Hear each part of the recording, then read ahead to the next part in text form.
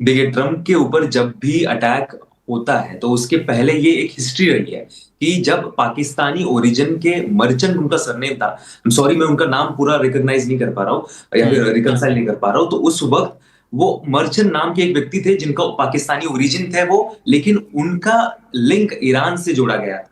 उसके जी। बाद एक अशरफ नाम के भी व्यक्ति थे, उनका भी लिंक ईरान से जोड़ा गया था, और वो उनको अरेस्ट किया गया था एफबीआई की तरफ से कि वो ट्रम्प के असैसिनेशन की प्लानिंग कर रहे थे। हम्म। तो एक तरीके से ये बात बिल्कुल सही है कि जब ट्रम्प के ऊपर हमला होगा तो ईरान की तरफ निगाहें जाएंगी, ईरान की तरफ उंगलियां एक तरीके से आप रखेंगे कि क्या उन्होंने ये किया। अभी का टाइम तो बहुत ही एक तरीके से क्रेजी टाइम्स है, क्योंकि जिस तरीके से एक अनप्रोवोक्ड वॉर, अब एक हम्म। तरीके से ये कंसेंसस बन चुका है कि अनप्रोवोक्ड वॉर था जो अमेरिका और इसराइल ने स्टार्ट कर दिया था ईरान के खिलाफ। तो ईरान के लोग, अभी मैंने जितने पोस्ट देख पा रहा हूँ कि people are celebrating hmm. Iran में, वहां पर उनके ट्वीट्स देख सकते हैं, उनकी सड़कें देख सकते हैं, वहां पर पीपल आर सेलिब्रेटिंग, वहां पर लोग ये जश्न मना रहे हैं कि हाँ ठीक है, जी। क्योंकि वो तो उनको डेविल, इनको एनिमी मानते हैं, तो उस हम्म। वो एक उस पर्सपेक्टिव से वो सारे जश्न वहां पर मन रहे हैं। लेकिन ये बात कहना कि ईरान का इसमें हाथ था वगैरह वगैरह, ये कई कई बातें हैं, आज अभी तक कुछ भी ठोस सबूत हमारे सामने ना है, क्योंकि ये यूएस ओरिजिन इंसान है जिसको best teacher of the month वगैरह अवार्ड मिल चुके थे इससे पहले। बिल्कुल। तो एक तरीके से कॉमन सिविल लाइफ में रहने वाला एक व्यक्ति जब हाथ में बंदूक लेके प्रेसिडेंट के ऊपर एक तरीके से रन करेगा उसके अगेंस्ट, तो इसका कनेक्ट डायरेक्टली ईरान से लगाना ये हम्म। डिफरेंट है। अब देखिए, रिलीजन का पर्सपेक्टिव ये हो सकता है कि ये नॉट नेसेसरी कि रिलीजियस पर्सन अगर एक मुस्लिम ओरिजिन का हो तो आप ईरान से ही जोड़िए, लेकिन ये वो वाली बात नहीं है जो लोग कॉन्स्पिरेसी थ्योरीज पेडल करते हैं, तो कहीं ना कहीं उनको लगाम लगानी चाहिए। ईरान या फिर ईरान सपोर्टर्स कहीं ना कहीं हमें देख रहे हैं कि इस सारी चीज को बहुत सेलिब्रेट कर रहे हैं, बट किसी भी डेमोक्रेटिकली इलेक्टेड लीडर के ऊपर अटैक होना, स्पेशली अमेरिका जैसे लीडर, अमेरिका के चीफ के ऊपर अगर अटैक होता है, who is commander in chief of उनके डिफेंस फोर्सेस, देखिए इसके हम्म। रिपोर्कर्शंस बहुत बड़े होते हैं। देखिए, खुदा न खास्ता अगर इसमें डोनाल्ड ट्रंप को ये गोली लग जाती तो इसका डायरेक्ट ब्लेम वो ईरान की वॉर जीतने के लिए वो यूज कर देते। और जो बिल्कुल। हमने 9/11 के बाद अफगानिस्तान, इराक या फिर पूरे मिडिल ईस्ट में अमेरिका का रवैया देखा था, उस तरीके से ही चीजें जस्टिफाई करने के लिए, क्योंकि देखिए यूएस को किन चीजों से फर्क पड़ता है वॉर के रिलेटेड, वहां के लोगों और उनके लोगों के ओपिनियन के रिलेटेड। सर ने जैसे बताया, बहुत एकदम सटीक उनका ये पॉइंट उन्होंने रखा था कि मिड टर्म्स आ रहे हैं, मिड हम्म। टर्म्स में सिर्फ रीजनल इलेक्शंस दांव पर नहीं है, तो कांग्रेस में मेजोरिटी दांव पर है, क्योंकि सिर्फ दो कांग्रेसियल सेनेट और दो दो तीन तीन का डिफरेंस है दोनों में, कांग्रेस और सेनेट में। तो हम्म। एक तरीके से अभी जो शटडाउन गवर्नमेंट के यूएस में होते रहते हैं कि वहां पर गवर्नमेंट एम्प्लॉइज, यूएस में गवर्नमेंट एम्प्लॉइज की सैलरीज नहीं विड्रॉ कर पा रहे वो लोग, उनको वो कंडक्ट नहीं करवा पा रहे। तो ये क्यों हो रहा है? क्योंकि डेमोक्रेट्स और रिपब्लिकन्स बहुत ज्यादा एक डायरेक्ट कॉन्फ्लिक्ट में है ट्रंप और उनकी टीम के रवैये की वजह से।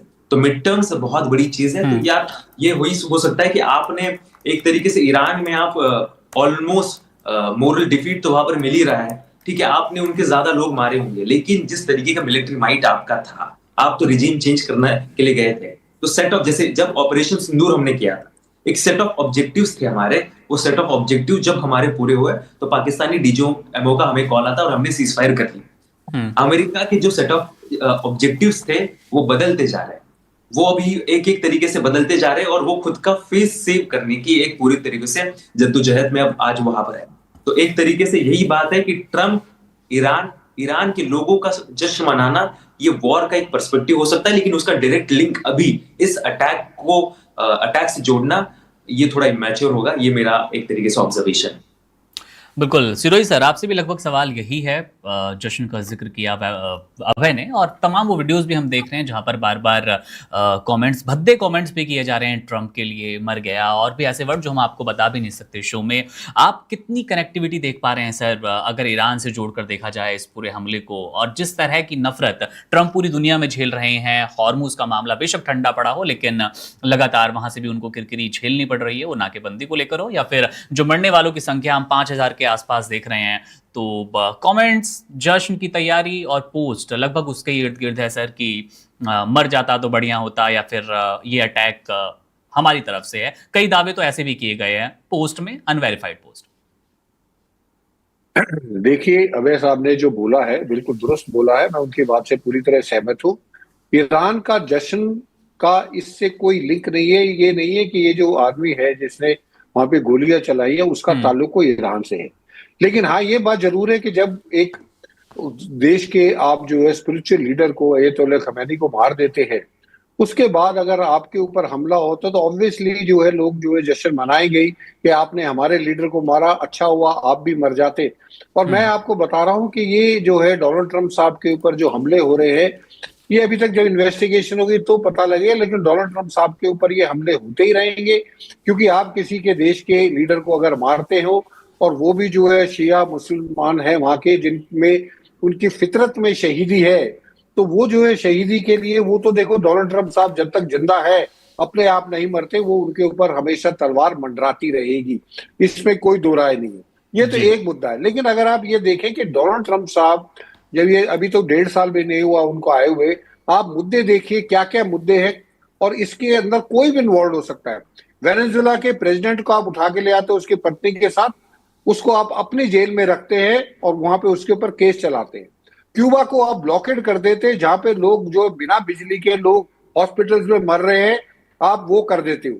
तीसरा जो है, आप ग्रीनलैंड के लिए आप कहते हो कि जी मेरे को ग्रीनलैंड चाहिए। चौथा, आप यूरोपियन कंट्रीज को और यूरोपियन लीडर्स को मॉक करते हो, उनका मजाक उड़ाते हो। इंडिया और चाइना को आप हेल होल बोलते हो। आपके जो है इमिग्रेंट्स के जो आपने कार्रवाई वहां पे चलाई थी इलीगल इमिग्रेंट्स के लिए, उसके आइस को आप इस जो आइस जो है ह्यूमैनिटेरियन वहां पे जो है प्रॉब्लम क्रिएट करती है। दो इनोसेंट लोगों को, एक लेडी को और एक आदमी को आप मार देते हो। तो ये चीजें जो है डोनाल्ड ट्रंप साहब की, उन्होंने इतने दुश्मन पाल लिए हैं कि ये कहना अभी इस स्टेज पे बड़ा मुश्किल है कि जिस आदमी ने इनके ऊपर गोली चलाने की कोशिश की या मारने की कोशिश करी, उसका जो है मंशा क्या थी। क्योंकि मंशा किसी की भी हो सकती है कि डोनाल्ड ट्रंप साहब ऐसे आदमी है, उनकी पॉपुलैरिटी देखो, जब वो आए थे तकरीबन 52% उनकी जो है पॉपुलैरिटी थी, और आज उनकी पॉपुलैरिटी जो है 40 से नीचे आ गई है, 39 38 में वेरी कर रहे। तो आप उससे अंदाजा ये लगा ली कि 12 से 15% लोग उनसे नाराज हैं। अब 90,000 से 1 लाख लोगों ने प्रोटेस्ट किया है, जिसमें 50 की 50 स्टेट्स में प्रोटेस्ट हुआ है। तो ये जो है बहुत वजह है जिसकी वजह से डोनाल्ड ट्रंप के ऊपर हमला हो सकता है। और ईरान का इस स्टेज पे ये कहना कि ईरान इन्वॉल्व है, मुझे लगता नहीं कि ईरान इन्वॉल्व होगा। लेकिन ईरान के जो फिदाइन हैं या ईरान के जो स्लीपिंग मॉड्यूल्स हैं, वो अपनी तरफ से पूरी कोशिश करेंगे डोनाल्ड ट्रंप साहब को मारने की। जी बिल्कुल सर। सर एक अंतिम सवाल आपसे, जिस टीचर ने फायरिंग की उसके बाद जैसा हमने देखा 2024 में चुनावी फायदा लेने की ट्रंप ने पूरी कोशिश की थी, अब ट्रंप का सर नेक्स्ट मूव क्या होने वाला है इस फायरिंग के बाद? इसको कैसे प्रेजेंट करेंगे? वो चाहे ईरान से हम कनेक्ट करके देख पाए या फिर ये अमेरिका हित में या अमेरिकी मिड टर्म को लेकर? देखिए मुकुंद जो डोनाल्ड ट्रंप साहब हैं, he is not a politician, he is a businessman, he is not a statesman. आप उनकी कोई भी जो है स्टेटमेंट देखे तो वो स्टेटमेंट मुझे नहीं लगता कि किसी वर्ल्ड लीडर्स के, वो भी खास तौर पर अमेरिका जैसे देश के वर्ल्ड लीडर की ऐसी स्टेटमेंट हो सकती है। चाहे वो ट्रुथ सोशल पे हो, चाहे वो मीडिया के साथ बात करते, वो जो है बेहुदी बातें, बदतमीजी बातें करते रहते हैं। तो मुझे ये लगता है कि जिस तरीके से ये डोनाल्ड ट्रंप साहब ने 2024 में फायरिंग की वजह से सिंपैथी लेके वो इलेक्शन जीत गए थे, वो इस इवेंट को जो कैपिटलाइज करेंगे, वो बार बार ये कहेंगे देखो मैं अमेरिका ग्रेट अगेन के चक्कर में मैं ये सब कर रहा हूं, लेकिन लोग मुझे मारने की कोशिश कर रहे हैं। मैं ईरान में लड़ाई जीत रहा हूं, लोग मुझे मारने की कोशिश कर, क्योंकि ईरान का उनके ऊपर एक ऐसा धब्बा है, उनके ऊपर नहीं पूरी अमेरिकन एडमिनिस्ट्रेशन के ऊपर ऐसा धब्बा है जो आने वाले दशकों तक वो उसको मिटा नहीं पाएंगे। तो उसको मिटाने की उनकी हर कोशिश है कि अब वो हमले में बोलेंगे क्योंकि मैं ईरान की लड़ाई जीत रहा था तो मेरे ऊपर हमला करा दिया गया। तो डोनाल्ड ट्रंप साहब इसको पूरा कैपिटलाइज करेंगे ताकि आने वाले इलेक्शंस में वो रिपब्लिकन्स को जिता सके और वो अपनी कुर्सी को बचा सके। बिल्कुल, बहुत शुक्रिया आप सिरोही सर, आपका हमारे साथ वन इंडिया में जुड़ने के लिए। आपके साथ फिर अधिक जानकारी के साथ बैठेंगे और जानेंगे क्या होगा आगे का अमेरिकी प्लान। अब मैं आपके पास आना चाहूँगा और अब जानूंगा पीएम मोदी के उस पोस्ट के बारे में जहां उन्होंने जिक्र किया लोकतंत्र में हिंसा की, आतंक की कोई जगह नहीं है। इस पोस्ट को कैसा देखा जाए ग्लोबली, क्योंकि इंटरनेशनल हमने बताया कि वन इंडिया के लिए आप लगातार कवर करते हैं, तो इस पोस्ट के क्या मायने हैं? ये सिर्फ एक नॉर्मल हमले के बाद एक पोस्ट भर समझें या फिर इसके पीछे भी कोई खास मकसद हो सकता है, और अमेरिका कैसे ट्रीट करने वाला है आगे? देखिए, ये पोस्ट तब आ रहा है, ये शूटिंग तब हो रही है जब अभी कुछ दिनों पहले ट्रंप ने हमें हेलहोल कहा था। तो जिस तरीके से लैंग्वेज ट्रंप यूज कर रहे हैं इंडिया के लिए, इंडिया ने बहुत डिप्लोमेटिकली सेन या फिर एक तरीके से अपना जो स्टैचर है वो बना के रखा है। उन्होंने उस लैंग्वेज के ऊपर कमेंट भी करना नहीं चाहा। उन्होंने बोला था कि we would like to leave it here only. मतलब एक तरीके से रणधीर जायसवाल ने ये कमेंट दिया था मिनिस्ट्री ऑफ एक्सटर्नल अफेयर्स के। तो एक तरीके से इंडिया अपना स्टांस क्लियर रख रहा है कि ठीक है, आपकी लिमिट्स गिरती जा रही है, आपके स्टेटमेंट्स में कोई भी कंसिस्टेंसी नहीं है। लेकिन जब ऐसी घटना होती है कि एक सिटिंग यूएस प्रेसिडेंट, देखिए मुझे पता नहीं कि इंडियन ऑडियंस हमारी इसे कितनी समझ पा रही है, क्योंकि आप ये समझिए अमेरिका के एक व्यक्ति के ऊपर, अमेरिका के ऊपर पूरे दुनिया का तेल डिपेंड हो गया, पूरे दुनिया की प्राइसेस डिपेंड हो गई, इकोनॉमीज डिपेंड हो गई। कई बार ऐसा होगा कि देश बनते और बिगड़ते इस देश की वजह से। तो उस देश के राष्ट्रपति के ऊपर जब जान की बात आ जाती है तो पूरा देश या फिर पूरी दुनिया जो है वो काफी ज्यादा इसको तवज्जो देती है। तो इस वजह से भारत का जो आप ट्वीट देखिए, जो पीएम मोदी का ट्वीट आप देखेंगे, उसमें बहुत सिंपल डेमोक्रेसी और पीस और नॉन वायलेंस की उन्होंने बात रखी है, जो भारत पहले से रखता आया है। और एक तरीके से पॉलिटिकल वायलेंस की किसी भी डेमोक्रेसी में जगह नहीं होनी चाहिए, कॉमन सी चीज है। वही भारत ने फिर एक बार रिट्रेट किया है। लेकिन ये बात है कि आपकी स्टेटमेंट्स में कंसिस्टेंसी नहीं हो सकती, लेकिन भारत अपने डिप्लोमेटिक फ्रंट पे एक अच्छी तरीके से खेल रहा है। लेकिन इसका दूसरा एंगल ये भी हो सकता है कि एक तरफ से पीएम मोदी अपने और या फिर इंडिया और यूएस के जो एक तरीके से स्ट्रेन रिलेशंस है, या फिर जो पिछले कुछ सालों में बिगड़े हुए रिलेशंस है, उसको बार बार ठीक करने का प्रयास भी किया जाता है।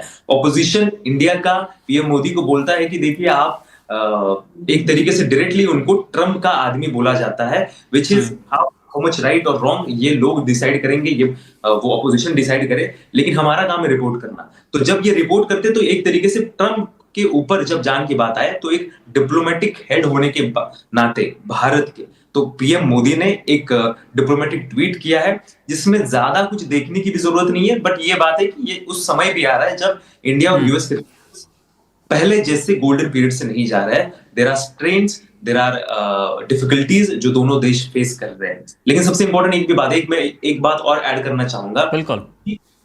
यूएस जो बाकी कंट्रीज को हेलहोल बोल रहा है, जो यूएस बाकी कंट्रीज को बोल रहा है कि जो सिक्योर नहीं है, जो यूएस और उनकी एजेंसीज बोलती है कि ये यहाँ के लोग वहां से भागकर सिक्योरिटी के लिए हमारे पास आते हैं। आपके देश का राष्ट्रपति हर 4-6 महीने के बाद उसकी जान के ऊपर बात आ रही है। तो एक सवाल कहीं ना कहीं यूएस को खुद से पूछना पड़ेगा, उनकी एजेंसीज को पूछना पड़ेगा कि देखिए दूसरे को हेलहोल तो आप बता रहे हैं, लेकिन हाउ मच सिक्योर आप खुद हो, कितनी सिक्योरिटी आप खुद प्रदान कर पा रहे हो खुद के हेड ऑफ द स्टेट के लिए। क्योंकि शूटिंग्स में यूएस कौन से क्रम पर है ये सभी को पता है। कॉमन शूटिंग्स कितनी होती है, उनमें डेथ्स कितनी होती है, वहां की स्कूल शूटिंग्स का कितना प्रमाण होता है। तो एक तरीके से यूएस को दूसरे कंट्रीज को हेलहोल बोलने का कोई भी हक नहीं है। ये आज एक बार फिर से ये बात सामने हम रख सकते हैं। बिल्कुल। अभय, आपसे भी एक अंतिम सवाल, और अंतिम सवाल वही जो सिरोही जी से था। ट्रंप का अभय नेक्स्ट मूव क्या देख पा रहे हैं? उन्होंने सिरोही सर ने, कर्नल साहब ने क्लियर करने की कोशिश की कि ट्रंप एक बिजनेसमैन है, ना केवल एक राष्ट्रपति। तो वो उसी तरह से भुनाने की कोशिश करेंगे। आपकी अंतर्राष्ट्रीय खबरों को लेकर और ट्रंप का जो लगातार एक के बाद एक इस तरह का माहौल बनाने वाला होता है, वो सिंपैथी गेन करना हो, या फिर जिस सुरक्षा का आपने एक अच्छा बिंदु जोड़ा यहाँ पे कि जब वो खुद सुरक्षित नहीं है तो वो ईरान में और दूसरे देशों को क्या सुरक्षा देंगे, तो कैसे वो इस पूरे फायरिंग को, इस पूरी घटना को अपने हित में मोड़ने की कोशिश करेंगे? देखिए, ट्रम्प काफी, जैसे सर ने बताया, बहुत क्लेवर बिजनेसमैन है। और जो लास्ट टाइम भी हुआ, आप ये सोचिए कि जो इलेक्शन कैंपेन के पेंसिल्वेनिया की रैली में जब उनके ऊपर अटैक हुआ, उसके बाद सिक्योरिटी एजेंसीज ने उनको कवर किया। उसके बाद उन्होंने सिक्योरिटी एजेंट्स को साइड में करके अपनी फिस्ट हवा में उठाई और फाइट फाइट फाइट, ये 3 अक्षर बोले। वो एक पूरी तरीके से टर्निंग पॉइंट था पूरे इलेक्शन का। उसी तरीके से इस वाली जो ये शूटिंग थी, उसके बाद सबसे पहले उन्होंने अपने जो पूरे सिपाही है बेसिकली, उनके कमांडर्स हैं, वहां पर जेडी वांस थे, वहां पर काश पटेल भी थे, इन सबको साथ में लेके प्रेस कॉन्फ्रेंस कर दी। वो उन्होंने ये भी कहा कि आई वॉज फाइटिंग, वो तो लड़ रहे थे सिक्योरिटी एजेंसीज के साथ कि चलिए ठीक है, आपने उनको हटा दिया, पूरा का पूरा जो वहां का वो डिनर था उसको फिर से स्टार्ट करिए, जारी रहे, बिल्कुल राइट। एक मैसेज उनको देना था कि ठीक है, आपने मेरे ऊपर अटैक कर दिया, नहीं मुझे कोई फर्क नहीं पड़ता, मैं फिर एक बार डायरेक्टली जो कार्यक्रम है वो फिर से स्टार्ट करवा रहा हूं। तो एक तरीके से ट्रम्प इसको इमोशनली प्ले करेंगे इस कार्ड को। इलेक्टोरली मिड टर्म्स के इलेक्शंस आ रहे, ऐसा समझिए कि भारत के प्रमुख राज्यों के जो इलेक्शंस होते उस तरीके के एक बड़े इलेक्शंस यूएस में होने जा रहे हैं, जो की स्टेट्स डिसाइड करते हैं कि कौन अगले 2 साल बाद प्रेसिडेंट बनेगा या नहीं बनेगा, वो अभी इस मिड टर्म इलेक्शन में डिसाइड होगा। वहां पर पूरी तरीके से ट्रम्प इसको कैश इन करना चाहेंगे। दूसरी और तीसरी इंपॉर्टेंट बात यही है कि एप्स्टीन फाइल्स या फिर जेएफके की फाइल्स, कई सारी ऐसी फाइल्स और उसके रिलेटेड जो उनके इलेक्शन मैनिफेस्टो में था कि ये सारी फाइल्स और सामने रखेंगे। ट्रम्प इन सारे मुद्दों में भी घेरे गए हैं। तो इन मुद्दों में घेरने के बाद क्या हुआ, ऑपोजिशन तो उनके ऑपोजिशन में था ही, लेकिन उनके जो सपोर्टर्स थे, मागा जिसे बोला जाता है कि मागा क्राउड जो है, ग्रेट अगेन वाला जो स्लोगन के नीचे जमा होने वाला जो क्राउड है, उस क्राउड का भी कहीं ना कहीं वो भी खफा थे ट्रम्प से। तो इस इमोशनल मूवमेंट के बाद फिर एक बार यही हो जाएगा कि देखिए हमारे नेता के ऊपर यार गोली चला दी, तो अब कुछ भी हो जाए हम उनके पीछे हैं। तो जो खुद का भी वोटर बेस जो छिटका था उसे वापस रिपब्लिकन फोल्ड में लाने की ये पूरी कोशिश करेंगे। और फोर्थ जो होगा कि डेमोक्रेट्स में कोई लीडर ही नहीं है आज के टाइम में। कैलिफोर्निया के जो गवर्नर है गेविन न्यूसॉम, वो खुद को प्रोजेक्ट कर रहे हैं कि अगली बार वो लड़ेंगे। कमला हैरिस भी है, लेकिन वो तो पूरी तरीके से न्यूज से बाहर ही है। तो उनके सामने फिर एक बार उनको यही बताया जाएगा कि देखिए I am the news maker, मैं खुद न्यूज बनाता हूं, मैं अभी भी I am the main person, मेरे रिवॉल्व करेगी पूरी पॉलिटिक्स मेरे अराउंड अमेरिका की। तो एक तरीके से ट्रम्प इसको पॉलिटिकल मिलिट्री फ्रंट में ईरान के रिलेटेड भी इसको यूज करेंगे, और सबसे इंपॉर्टेंट उसको डोमेस्टिक फ्रंट में यूज किया जाएगा, क्योंकि ट्रम्प के ऊपर हमला बाकी विश्व में विच इज रियली सैड, लेकिन लोग उसको जश्न मना रहे हैं। लेकिन डोमेस्टिक फ्रंट में इसको इमोशनल तरीके से यूज किया जाएगा खुद के और खुद की पार्टी के बेनिफिट के लिए। बिल्कुल, शुक्रिया अभय इतनी स्पष्ट जानकारी के लिए। बहुत सारे जो डाउट्स थे, संशय थे, उम्मीद करते हैं हमारे दर्शकों के क्लियर हुए होंगे। Subscribe to One India and never miss an update. Download the One India app now.